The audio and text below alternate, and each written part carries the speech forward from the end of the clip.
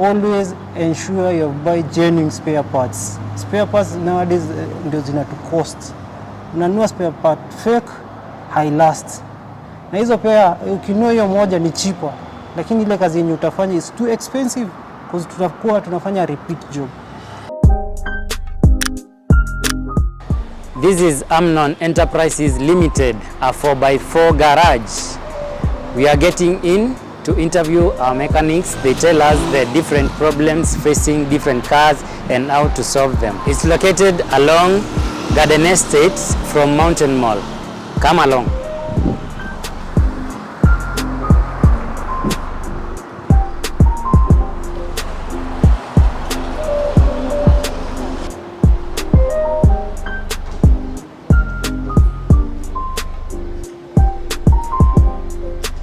Mimi naitwa Crispus H. Chege. Okay. Mimi ni mechanic. Nafanya Aminam Garage 4x4. Okay. Yeah. Now tumekuwa tukitembea kwa garages, tunauliza mechanics the problems facing different cars and how to solve them.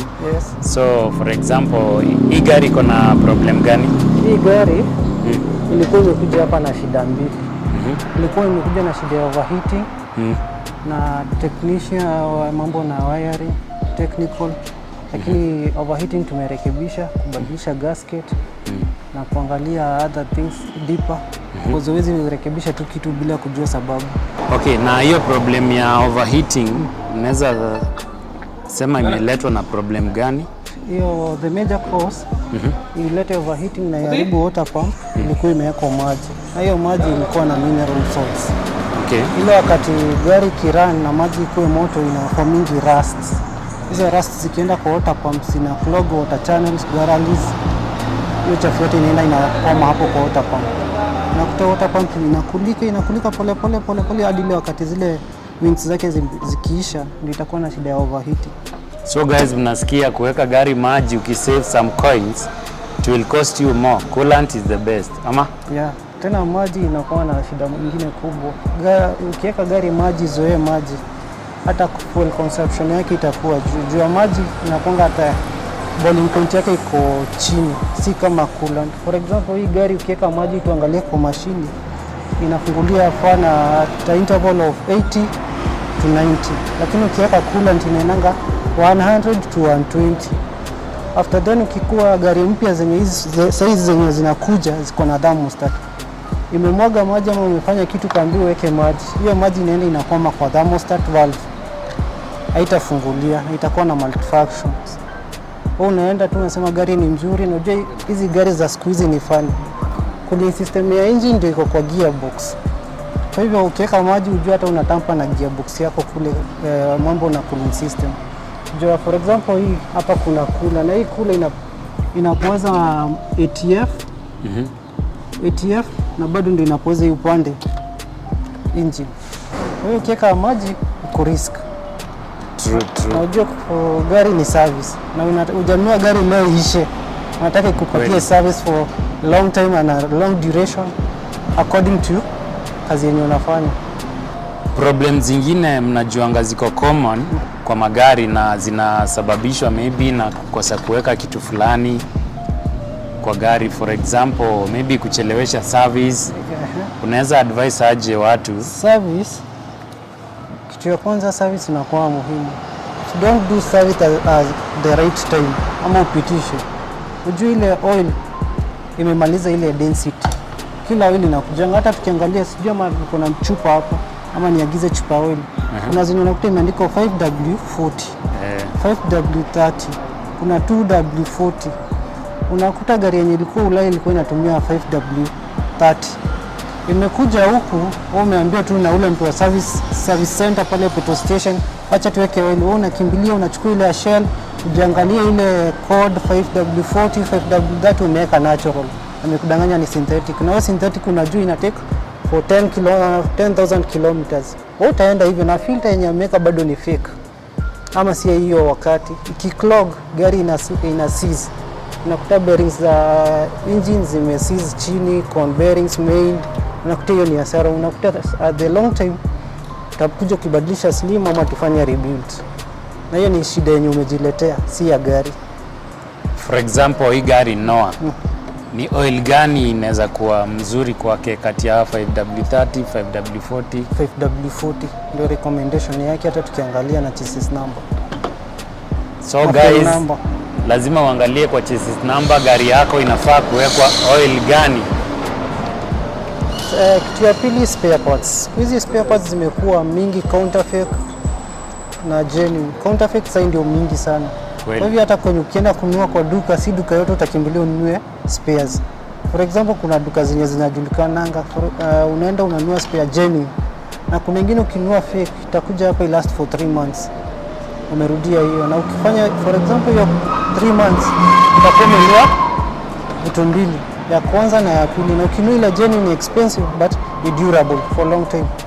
Kitu ya tatu, mechanic mwenye ana handle gari yako. Siku hizi gari zimekuwa mingi, technology ni kubwa. Umenikuta na mashini nikifanya hii gari nikiangalia na nikidiagnose. Umepelekea mtu mwingine ajafanya diagnosis, akwambia fans zimefunguliwa, unaweza enda kwa barabara i breakdown. Kwa hivyo mtu mwenye anafanya gari yako ana handle gari yako, ai handle vizuri, aiangalie na hakikisha hata yeye kwanza kuachilia gari kwa client, ajue gari amefanya test ya kutosha, hizi breakdown. Iki breakdown labda ni shida nyingine haiko yenye imekuja hapa garage. For example, sisi tukifanya kama hivi, tumefanya hii gari mambo na cooling system, tumeangalia vitu mingi. Suspension ndio tulikuwa tumeweka engine chini, unaangalia keynote, hata ikienda kwa barabara umemwandikia note, hii gari suspension yake si mzuri, kuna kitu fulani tumeona mountain imekatika, enda ukirudi tukubadilishie. Unaona sasa umempatia a clue hiyo gari kuna shida fulani, ama unamconsult, tunaweza fanya hii kazi ndio tumeona ingine to extend, sema unaitikia according to his budget, kwa zoezi fanyia mtu kazi bila budget yake. Kweli. Ni type gani za gari mnajua zinakuwaga na too much problems? Why ni mingi. Kuna gari zenye tunajua na engine yenye inajulikana ni stubborn. Kwa Nissan series ni MR20. MR20 ni engine ile funny, it was built with a light aluminium. Ndio inatumika kwa X-Trail, Selfie, Serena.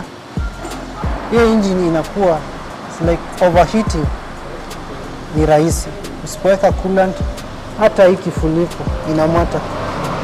Hii kifuniko iko na pressure. Si unaona imeandikwa ya hizo series yenye nimekuambia za Nissan, ukibadilisha hii kifuniko usipoangalia hizi ina overheat, na iki overheat na blow gasket.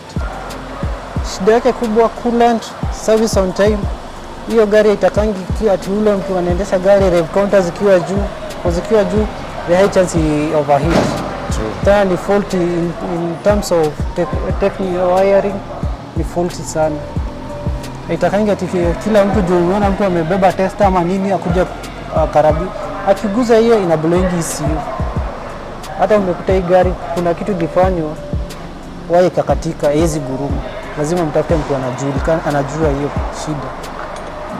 Kwa hivyo Nissan chemka gearbox, na gearbox yake ukienda kubadilisha uweke ingine inakataa kufuatana na ECU.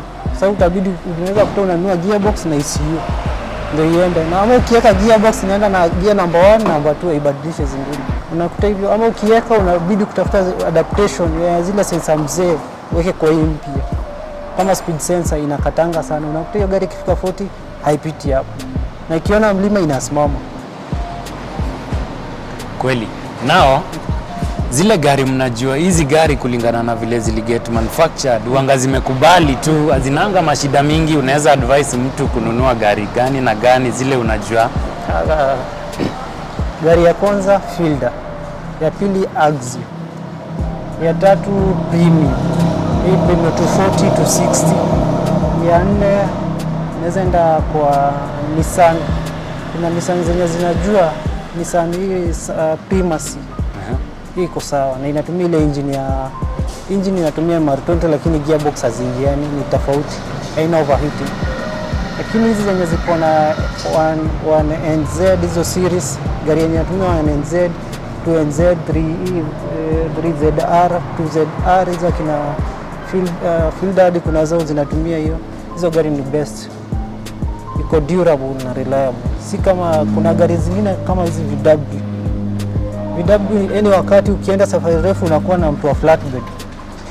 Now kwa hizi gari high end Hizi kubwa. unaweza advise watu gari hizi ziko na problems mob ama hizi zinakuwaga zimekubali, which ones? Hizi TX usiende ya petrol. Petrol inakuanga haina speed, inaendanga gearbox yake inaenda number 1, number 2, number 3, number 4 hairuki. Labda number 4 kwa mteremko tu. Lakini diesel the best. Ile gari speed iko nayo, durability, torque kwa mlima itapanda, lakini ile petrol kuna shida juu ina body yake ni mzito kushinda ile engine inayovuta. Engine ya 2.7 na hii ya diesel inatumia 1 kd 2 kd. Hiyo kuna 3, kuna ya 3000 cc na kuna 3500 cc.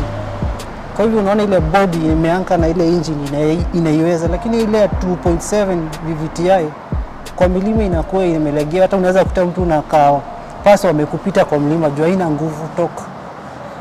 Na between Land Cruiser V8, BMW X5, X6, Audi Q7, hizo range unaweza ziongelelea namna gani?